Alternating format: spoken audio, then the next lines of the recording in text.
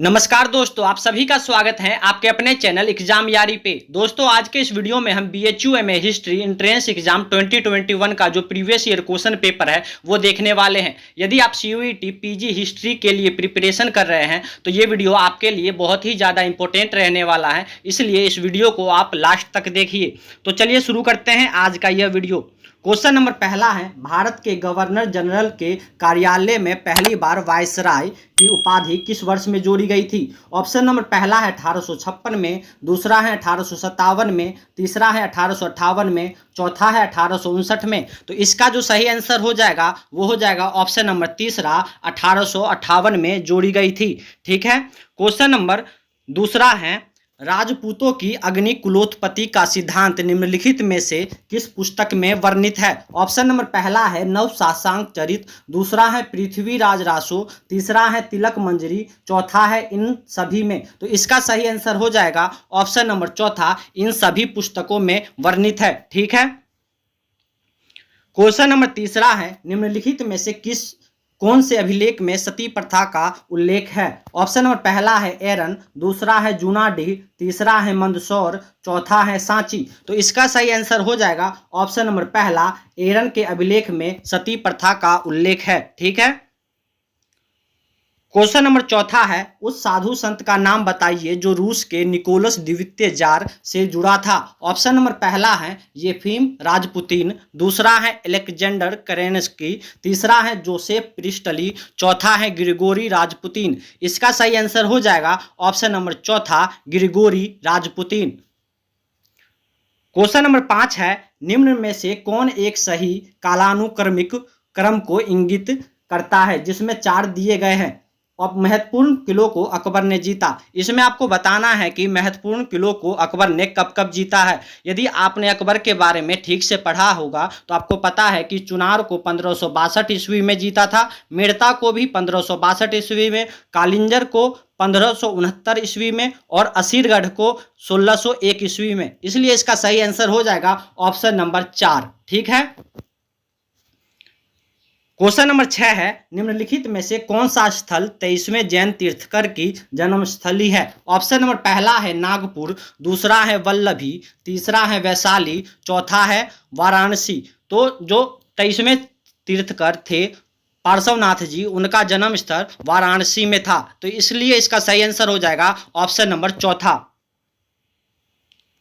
Question number 7 है, अमित्र घात किसको कहते थे? ऑप्शन नंबर पहला है बिंदुसार को, दूसरा है बिंबिसार को, तीसरा है वसुमित्र को, चौथा है अग्निमित्र को। तो अमित्र घात जो है वो बिंदुसार को कहते थे, इसलिए इसका सही आंसर हो जाएगा ऑप्शन नंबर पहला। क्वेश्चन नंबर 8 है, जलियांवाला बाग हत्याकांड के समय भारत का वायसराय कौन था?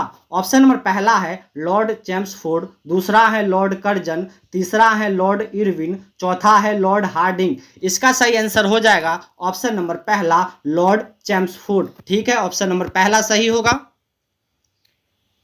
क्वेश्चन नंबर 9 है, गुजरात के शासकों में से वह कौन था जिसे पुर्तगालियों ने विश्वासघात से पानी में डुबो दिया जब वह अपने जहाज पर था? ऑप्शन नंबर पहला है महमूद बेगड़ा, दूसरा है महमूद शाह, तीसरा है बहादुर शाह, चौथा है हुसैन शाह। तो इसका सही आंसर हो जाएगा ऑप्शन नंबर तीसरा, बहादुर शाह को जहाज में डुबो दिया था। ठीक है। क्वेश्चन नंबर 5 है, प्रथम अंग्रेज कैप्टन जो सूरत आया और आगरा में बादशाह जहांगीर के दरबार में भी हाजिर हुआ था? ऑप्शन नंबर पहला है थॉमस स्टीफेंस, दूसरा है हॉकिस, तीसरा है रोलफ फिच, चौथा है जॉन मिल्डेनहार। इसका सही आंसर हो जाएगा ऑप्शन नंबर दूसरा, हॉकिस। ठीक है, ऑप्शन नंबर 2 सही होगा। क्वेश्चन नंबर 11 है, भौगोलिक क्षेत्रफल की दृष्टि से निम्नलिखित में से कौन सा देश पश्चिम एशिया का सबसे बड़ा देश है? ऑप्शन नंबर पहला है ईरान, दूसरा है इराक, तीसरा है सऊदी अरब, चौथा है तुर्की। तो इसका सही आंसर हो जाएगा ऑप्शन नंबर तीसरा, सऊदी अरब। क्वेश्चन नंबर 12 है, निम्नलिखित में से कौन सा देश अरब प्रायद्वीप के भीतर नहीं है? ऑप्शन नंबर पहला है कुवैत, दूसरा है कतर, तीसरा है यमन, चौथा है जॉर्डन। इसका सही आंसर हो जाएगा ऑप्शन नंबर चौथा, जॉर्डन। क्वेश्चन नंबर 13 है, किस राजवंश के काल में पतंजलि ने महाभाष्य लिखा? ऑप्शन नंबर पहला है मौर्य के काल में, दूसरा है सातवाहन के काल में, तीसरा है गुप्त के काल में, चौथा है शुंग के काल में। इसका सही आंसर हो जाएगा ऑप्शन नंबर चौथा, शुंग के काल में पतंजलि ने महाभाष्य लिखा था। ठीक है। क्वेश्चन नंबर 14 है शारदा एक्ट संबंधित है। ऑप्शन नंबर पहला है सती से, दूसरा है विधवा पुनर्विवाह से, तीसरा है सहमति की आयु, चौथा है बाल विवाह। तो शारदा एक्ट जो है वो बाल विवाह से संबंधित था, इसलिए इसका सही आंसर हो जाएगा ऑप्शन नंबर चौथा, बाल विवाह।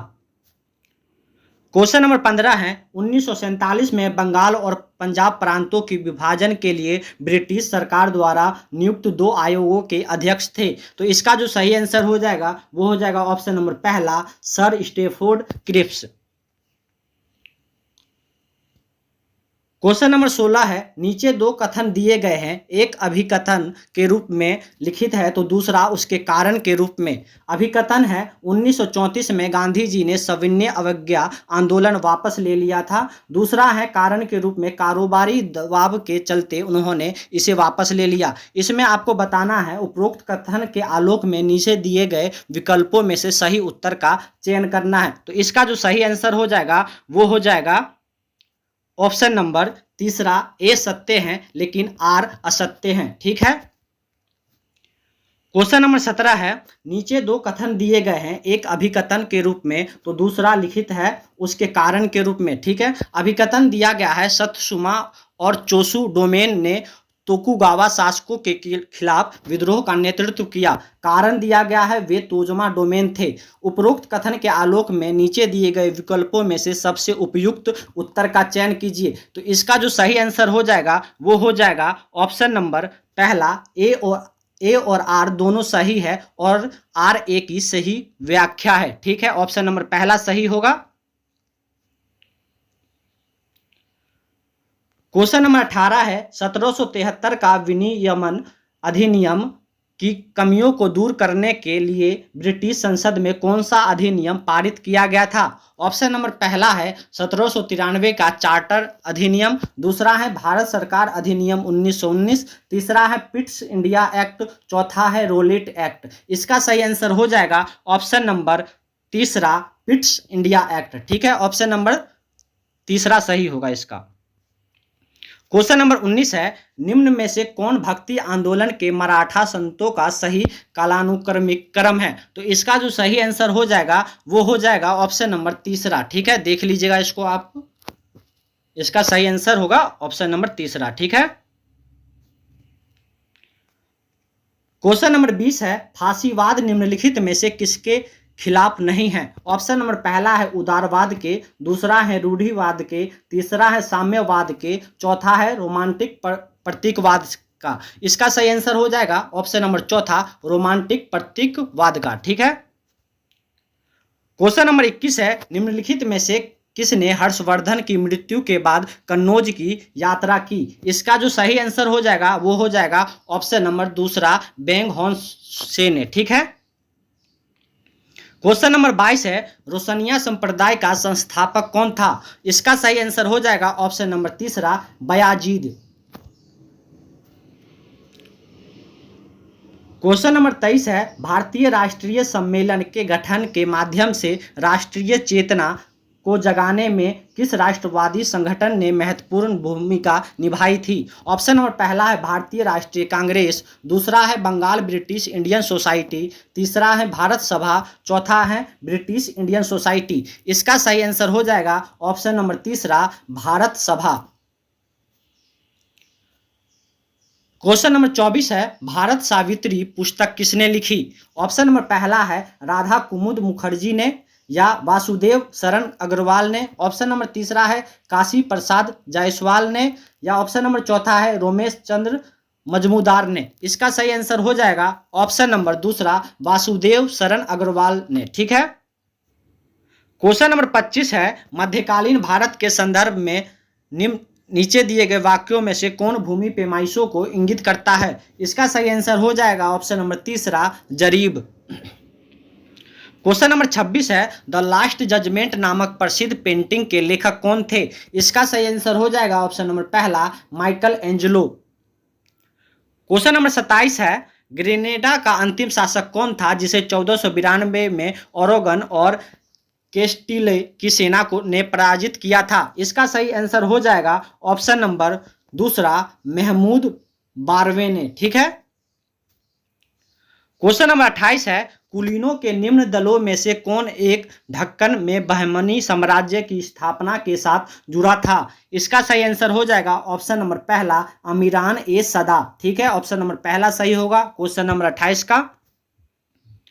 क्वेश्चन नंबर 29 है, विक्रम संवत का कब प्रारंभ हुआ था? तो ये प्रारंभ हुआ था ऑप्शन नंबर दूसरा, 57 ईसा पूर्व में। ठीक है।